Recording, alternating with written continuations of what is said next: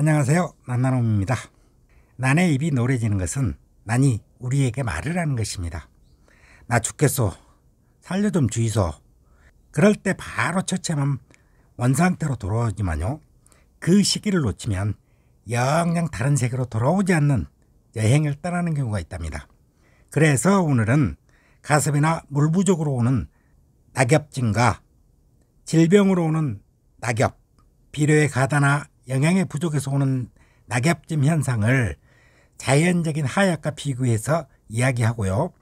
다른 요인에 의한 몇 가지도 간단하게 이야기하면서 그 원인에 따른 처치 방법으로 건강하고 아름다운 난을 키우는 방법에 대해서 알아보겠습니다. 첫째로요. 물 부족에 의한 모습은 이것처럼 우선 전체적으로 힘이 없이 힘의 가리가 없습니다. 그런 잎을 보이다가 급기야는 노랗게 말라갑니다. 이때는요. 화분을 보면 바짝 말라가지고 만약에 식재가 수태일 경우에는 바스락거릴 정도로 딱딱해져 있고요. 바크 같은 경우에는 풀풀 날릴 정도로 먼지가 날 정도로 말라있기 때문에 이때는 충분하게 물을 주는 것이 좋습니다. 이런 상태라면요. 물을 줄 때 간수 형식이라면 한 번 주는 것이 아니라 10 내지 한 30분 정도의 간격으로 두세 번 주어야만 수태의 경우 충분하게 마른 부분까지 이제 수분이 도달하게 됩니다. 그리고요, 손으로 딱 들어봐 가지고 그래도 가벼운 느낌이 난다. 그러면은 3, 4시간 후에 다시 한번 더 줘서요. 속수태까지 촉촉해지게 만들어야 합니다. 물론 이 경우 뿌리가 없는 경우는 조금씩 자주 주기를 권해드립니다. 그리고요, 만약 화분의 식재가 바크라면요. 저면 간소로 충분하게 물을 공급해주고 너무 말라 있을 경우 저면 간소할 때 약 3분의 2 정도의 물을 사용했다면 바짝 말라 있을 때는 물의 깊이를 조금 더 깊게 해가지고요. 3분의 2보다는 조금 더 깊게 화분이 잠기게 하는 것이 좋습니다. 그리고요. 가습에 의한 경우는 석곡의 경우처럼 이처럼요. 아랫잎부터 떨어지는 것이 아니라 윗부분 또는 중간 부분 등 가리지 않고 떨어지니까 이때는 뿌리가 상했을 확률이 굉장히 높습니다. 이 경우에는요. 먼저 젖어있는 화분을 말려주는 것이 제일 중요합니다. 긴급할 경우 분갈이를 하시는 것이 좋습니다. 분갈이 시에는요. 수태를 모두 털어낸 후에 뿌리를 한 6시간에서 12시간 이상 말린 다음에요. 메네델이나 하이아토닉이나 이런 한약재에 30분 정도 침전 후 한두 시간 말리고요.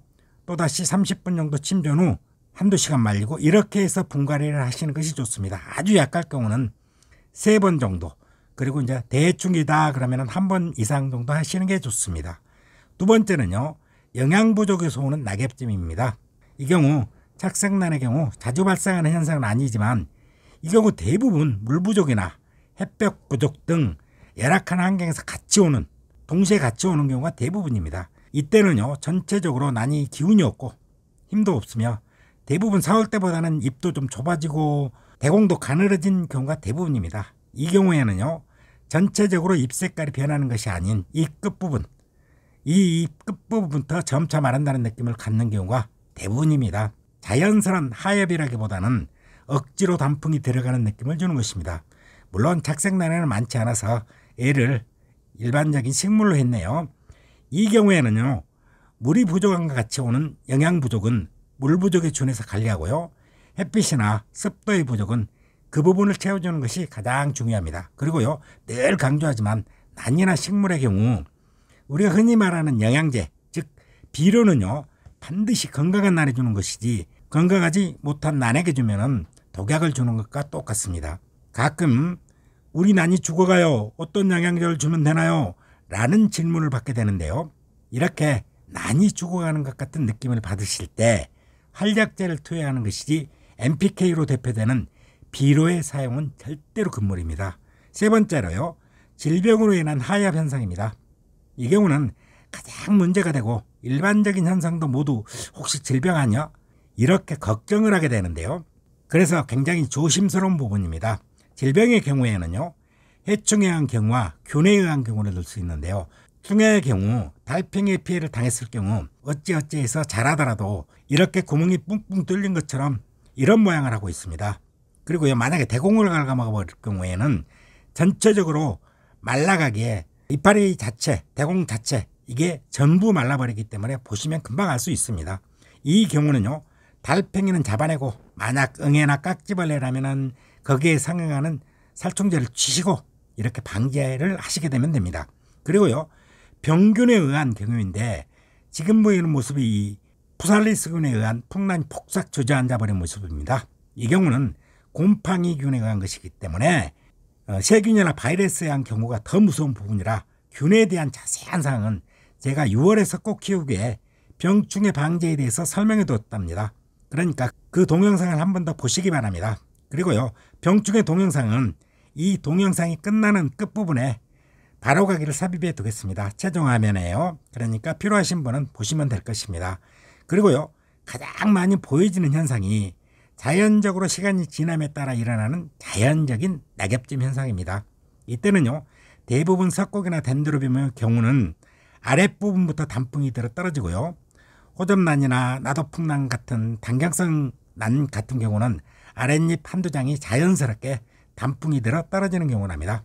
이 경우는 물론 걱정하실 필요 전혀 없습니다.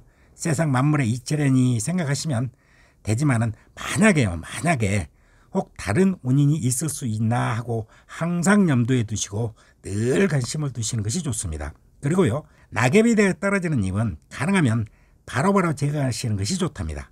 낙엽이 화분에 남아있을 경우 같은 경우에는 따뜻한 계절에는 어김없이 균들의 원상이 되는 경우가 많기에 곰팡이 엄청 피거든요. 가능하시면 잘 살펴보시다가 바로바로 집어내버리시면 됩니다. 그리고 그 나머지는 난의 입에 상처가 나서 생기는 경우와 햇볕에 타서 생기는 경우, 그리고 드물게 난잎에 물방울처럼 맺히는 꿀 때문에 생기는 방액 현상으로 인한 상처 등 여러 가지가 있는데요. 이들이 발생하는 빈도는 크게 많지 않고 보면 바로 알 수 있기 때문에 그런 경우는 여기서는 생략하고 간략하게 정리하겠습니다. 난이나 식물이 노랗게 또는 갈색으로 변하는 것은 식물이 우리에게 말을 하는 것입니다. 그러니 식물의 이야기에 귀 대신 눈길을 자주 주시어 혹 아파서 그런 건 아닌가, 그렇다면 바로 원인을 알아내 가지고요, 처치하시기 바랍니다. 이 동영상이 도움이 되셨다면 좋아요, 구독 꾹 눌러주시고요. 혹 빠진 부분이 있다면 댓글로 질문하시면 제가 아는 한도 내에서 성실하게 답변해 드리겠습니다. 지금까지 저 오키드TV 난나눔이었습니다. 감사합니다.